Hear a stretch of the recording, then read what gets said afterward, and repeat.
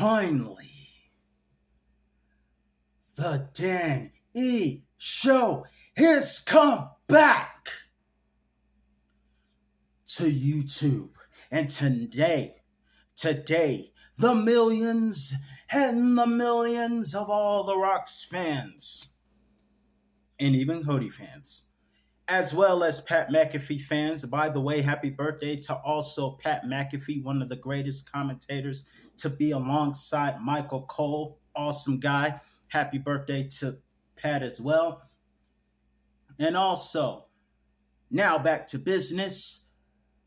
We celebrate today the most electrifying man in all of entertainment, the jabroni beating, pie eating, eyebrow raising, trailblazing. I can't think of any rhymes right now, so let's just go on and... Nah, that will sound too sus. But in any event, let's just get down to business because today we celebrate the great one, the final boss, the people's champ before he turned heel, the great one, The Rock.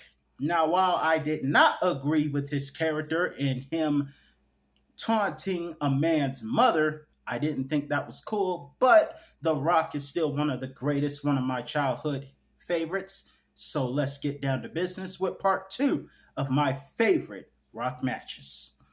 First on this list, we have The Rock versus Jeff Hardy on an episode of Monday Night Raw. This took place on April the 7th, 2003, during Rock's Hollywood era, ironically.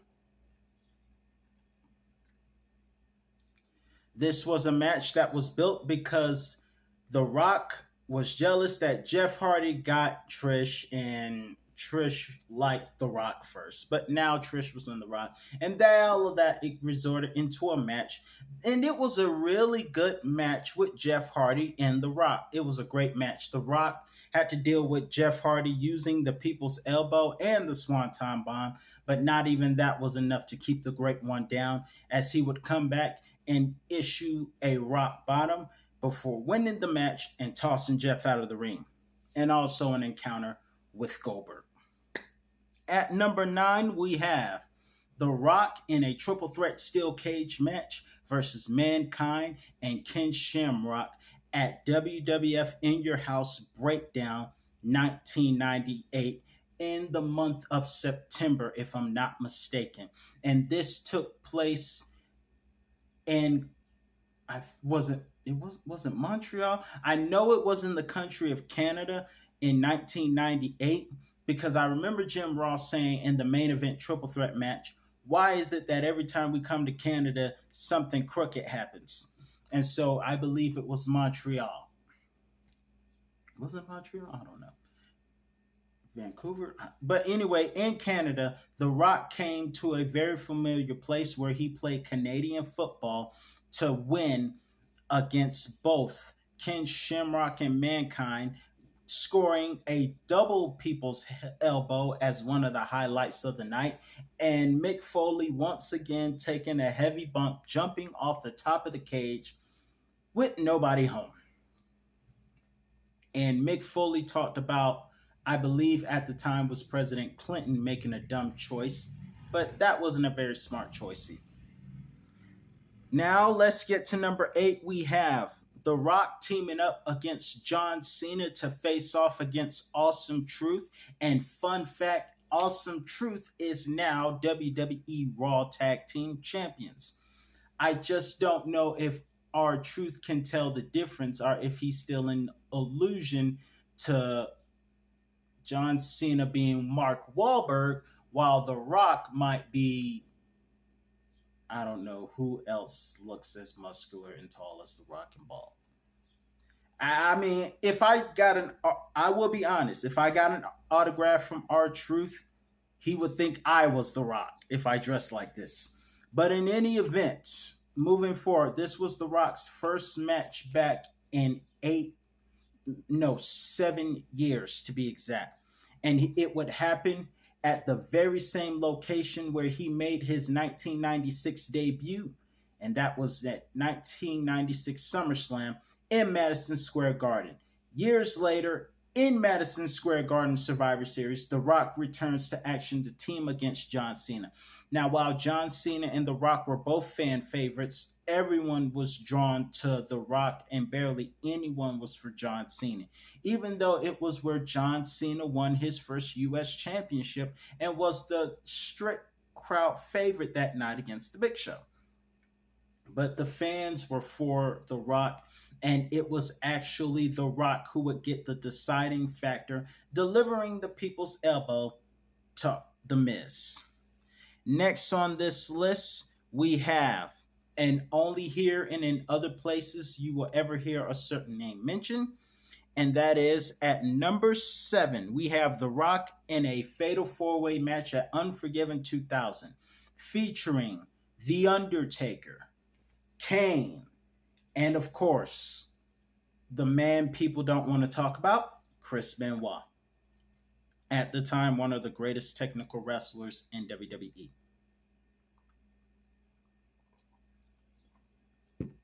This match was for the WWF Championship with The Rock as the champion at the time. And this was a great one. We saw chair shots. We saw The Undertaker having his issues with Kane. Not to mention, the irony of this is that several nights before The Rock had his fatal four-way match, he had lost to The Undertaker in a one-on-one match on Raw in Chicago, where The Undertaker made his infamous line that even though he doesn't dress like the devil, he still will go medieval on you. Also, why is this so full circle? Because at WrestleMania 40 Sunday, The Undertaker would have another encounter with The Rock. But that night at Unforgiven 2000, it was The Rock who would be successful pinning Chris Benoit as The Undertaker tried to break it up but got stopped by Kane. In an awesome Fatal 4-Way main event for Unforgiven. Next on this list at number 6, we have The Rock versus CM Punk at the Elimination Chamber 2013. Now, this was a different stipulation because CM Punk, being the heel that he was at the time, did everything he could to regain his WWE Championship. And on top of that, he used means such as making sure that if The Rock lost his temper and got disqualified, he would lose the championship. And Punk took advantage of that since he couldn't use the Shield. He slapped The Rock in the face, spat in The Rock's face, which would send anyone over the edge. However, The Rock was able to overcome that, referees, and many close calls, and eventually put CM Punk down in his first WWE Championship in 2013 before going on to face John Cena at WrestleMania 29. But this, much like Royal Rumble 2013, another great match with Punk and The Rock, and also The Rock won. So I guess The Rock's arms are big enough to box with the god of professional wrestling, I guess.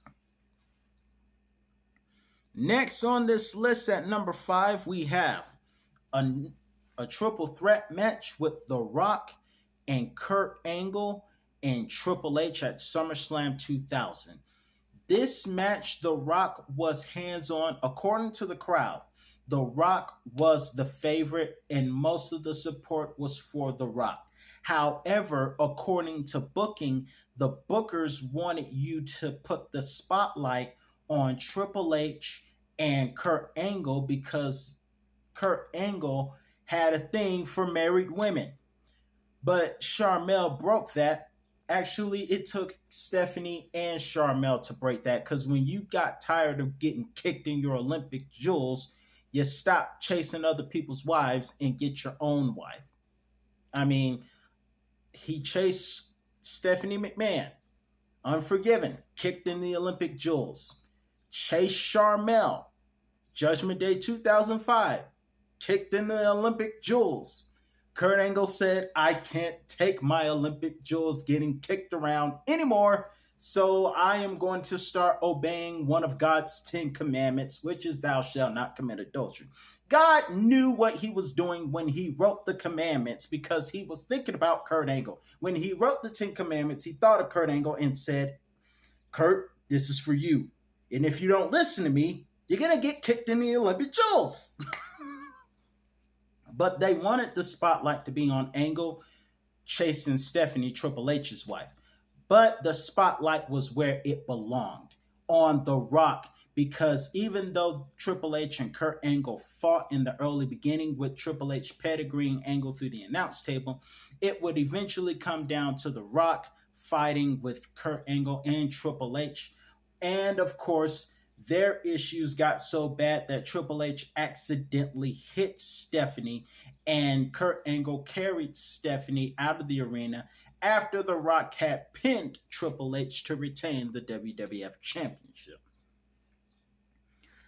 Now, going on to number 4, we have another match with Triple H, The Rock versus Triple H in an amazing ladder match at SummerSlam 98, 2 years prior to this. And at the time, The Rock was a heel, but both men got an amazing amount of respect from the crowd. Also, this took place at New York City's Madison Square Garden. And this match did not disappoint at all. However, as far as The Rock was concerned, he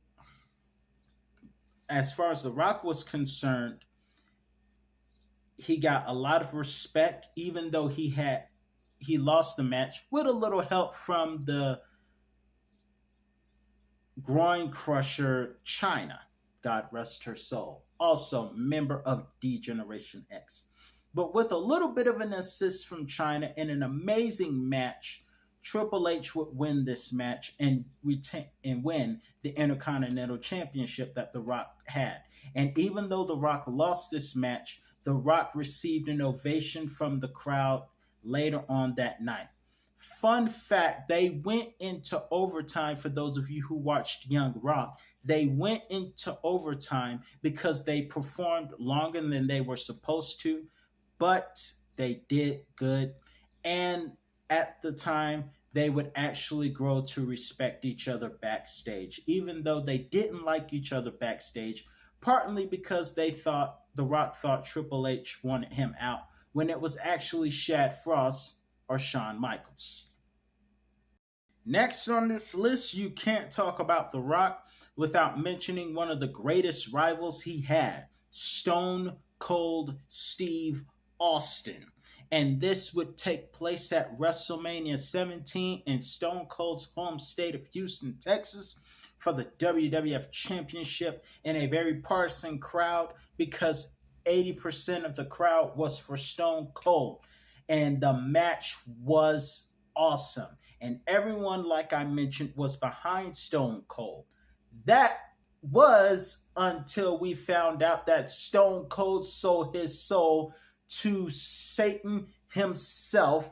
And ironically, we would come to find out that Vince is a bit of a devil himself in real life. We despised him as a character, but now people despise him as a human being, which makes it even more angering that ended at WrestleMania. But nonetheless, it doesn't take away from the fact that the match itself in the main event was awesome, because Stone Cold and The Rock always deliver, which is part of the reason why everyone wanted Stone Cold Steve Austin to be the guy to bring assistance in the Bloodline Rules match. But it was The Undertaker. Next on this list, we have at number 2, The Rock versus Chris Benoit at Fully Loaded 2000. Now, like CM Punk versus The Rock, this match was built as The Rock could not get disqualified, because if he did, he would lose the championship. And it was a great match between The Rock and one of the greatest technical wrestlers in WWE at the time. And eventually, because of a misunderstanding with the referee being hit, the referee Earl Hebner assumed it was The Rock when it was not The Rock at all. However, after the disqualification win, Mick Foley, who was the commissioner, came down and fixed the situation, restarting the match and having it a no DQ, which would lead to The Rock and Benoit continuing the fight, with The Rock being a bloody mess, still managing to fight Chris Benoit, go for the rock bottom, 1, 2, 3, and retain the WWF Championship in Dallas, Texas, 2000, fully loaded. Before I get to number 1, I want to let you guys know that my top 10 favorite matches of The Rock Part 1 is up. Be sure to check that out. And also, if you enjoyed this, please hit the like button and subscribe and comment. Let me know your thoughts on this video. That being said, let's get into the number 1 match of The Rock, The Final Boss, Part 2. That is at this year's WrestleMania 40, Night 1 Saturday, when The Rock teamed with Roman Reigns to defeat Seth Rollins and Cody Rhodes in one of the most amazing tag matches we ever saw. And with The Rock being the most non-PG he has ever been, the Final Boss kept the referee in check, even cussing him out, telling him he doesn't freak around. After that, right in front of Mama Rose, as he likes to say, I don't agree with him taunting a person's parent. That wasn't cool. But that's The Rock being the heel that he was, that he had to be. But unfortunately, Mama Rose had a bad Saturday. But you know what they say, weeping endures for a night, but joy comes on Sunday nights. But The Rock had his night. Great entrance on Saturday, and it would end with The Rock taking the belt and going to Cody before hitting him with the rock bottom and the people's elbow. And of course, there were a lot of fans that night who were for The Rock as part of nostalgia, including Pat and many others who were for The Rock because it was where he fought at WrestleMania 15. But nonetheless, an amazing, outstanding triple threat match tag team match. And it was a dream tag team match because we got to see Roman and The Rock together, a tag match we never thought we'd see. Now all we need is the Final Boss and the Tribal Chief. If you smell what the Final Boss and Danny is cooking. Let me know your thoughts in the comments below. What was your favorite match of the great one? I will see you guys next time. Until then, know your role and acknowledge the Final Boss if you smell what The Rock is cooking.